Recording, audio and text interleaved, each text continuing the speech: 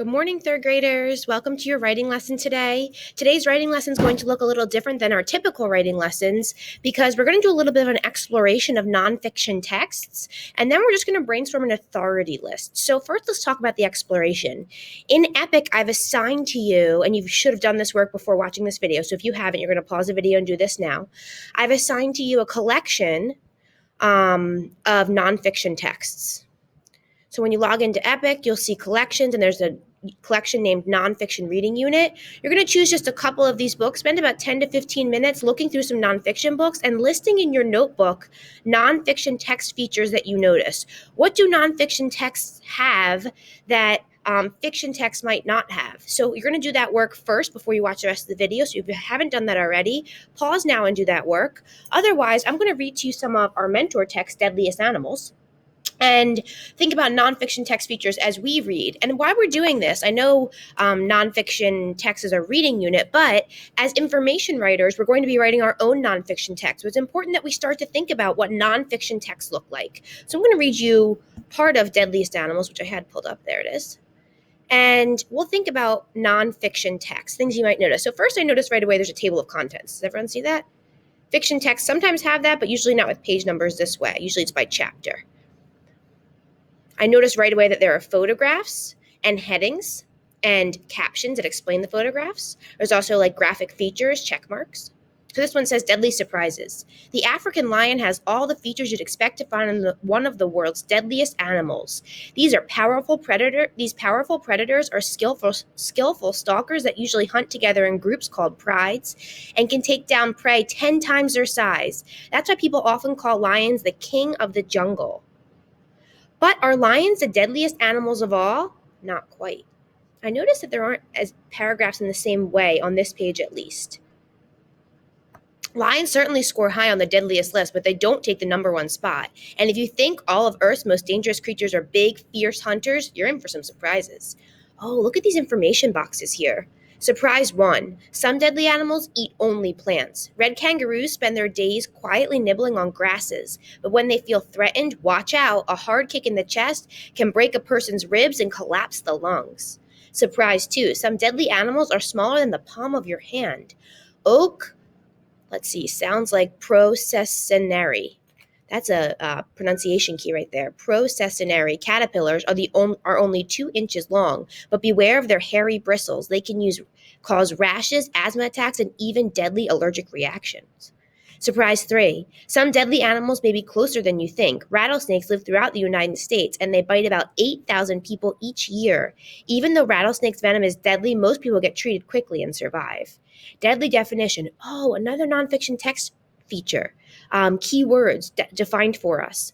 Allergic, when the body responds to something with a rash, breathing trouble, or even death. Venom, a poisonous liquid inside some animals' bodies. Another heading, and then a subheading that tells us what this little section is going to be about. Ooh, look at that gruesome photograph. Not an illustration, an actual photograph, and more definitions. And this book has this fun question and answer section. Polar bears. The polar bear is the largest land predator alive today. Like a lion, a polar bear is a skilled hunter that knows exactly when and how to attack. The clever carnivore looks for a hole in the ice and waits. When a seal comes up for air, the polar bear pounces and grabs the seal with its sharp teeth. Ooh, gruesome. They look so sweet in this photo.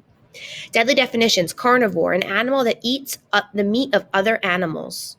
Question, why do camels want to be like polar bears? Answer, because polar bears know how to chill out. That's funny. Saltwater crocodiles. I can tell that this subheading, saltwater crocodiles,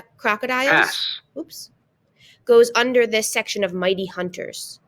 Boys and girls, I'm going to stop reading here, but I've already noticed so many nonfiction text features. If you want to continue reading this book, it's in the Nonfiction Text Epic collection. You can do that work.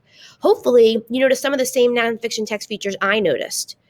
Here's a list of some nonfiction text features you might see in nonfiction text. Now, not all nonfiction text will have all of these, but all of them will have some of these. Table of contents, a title page, a glossary. Think about our SRB and our social studies books. Those are also nonfiction texts that you read often.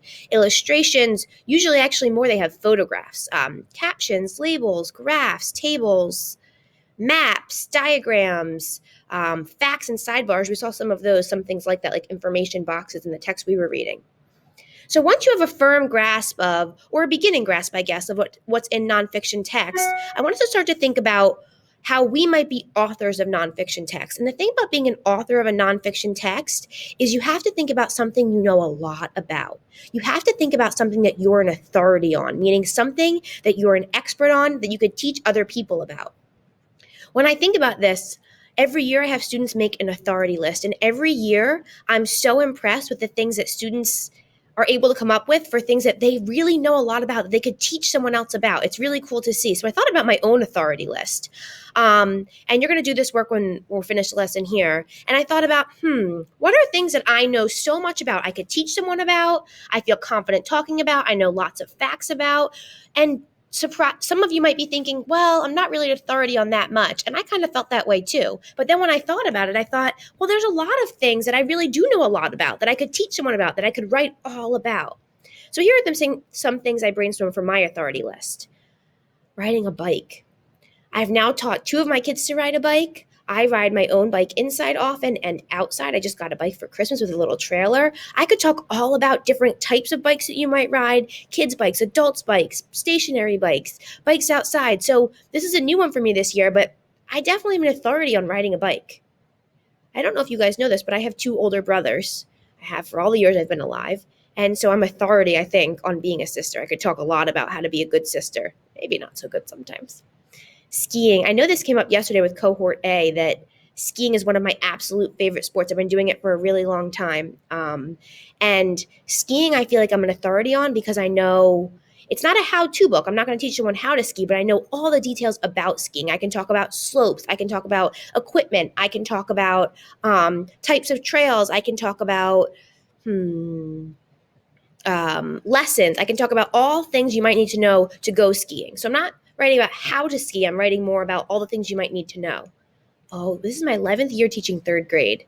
I think that makes me an authority in some ways. I think I could be an authority on teaching 3rd grade. When I think about that topic, maybe I'll have to hone that down, pare that down a little bit. If I was writing a book on it, like maybe I'll write about teaching writing or teaching reading. But there are parts of teaching 3rd grade that I think I'm an authority on. This was something I enjoyed to do with my kids, baking. Just 2 days ago, we baked a whole bunch of muffins at home. I could talk about what you need to bake, things you might find in your kitchen, ingredients you should have handy, using your oven safely. I'm not teaching someone how to bake something, but I could talk all about the process of baking and what you might need to do that. Ooh, I was a lacrosse player growing up. I played lacrosse for a long time. I could definitely be an authority on that. And hiking is something that I did a lot as a child and have been doing a lot now as an adult with my own kids. So I could talk a lot about hiking with your family. That could even be a more specific part of my writing. I could talk about hiking in general, and then one of my subtopics, one of my chapters might even be hiking with your family. Boys and girls, I could probably list more on my authority list. When I sat down to think, these are the things that came to me first. Today, after you've looked through the epic books, watched me read a little bit of Deadliest Animals and maybe finish that book yourself, thought about nonfiction text features, you are going to spend some time. You don't really need the timer today. You're going to spend some time making an authority list in your own notebook. I want you to sit and think about things that you're an expert on, you could teach someone about, that you know a plethora, that means a lot of information about. And then in the next blank page of your notebook, probably after the page where you listed nonfiction text features, I want you to write your own authority list. And then there's a second step to yours. You're going to talk to someone at home about your authority list and put a star next to 1 or 2 or maybe even 3 of the things on your authority list that you might want to write about later this year or in the beginning of this unit for your first information piece. So when you think about things you want to write about, make sure they're things that you can talk at length about, that you know a lot about. And it doesn't have to be something I listed. It could be something completely different. I know lots of you love soccer and some of you love dance and some of you in here are gymnasts. It could be any of those things. It could be art. I don't know a lot about art, but I wish I would read your book if you wrote it, because I'd like to know more. So boys and girls, your assignment today, after doing the nonfiction work of looking at text and creating a list, is to spend time writing your own authority list and talking about it with someone at home so that when you go to write, you feel ready to tackle that job. All right, happy writing.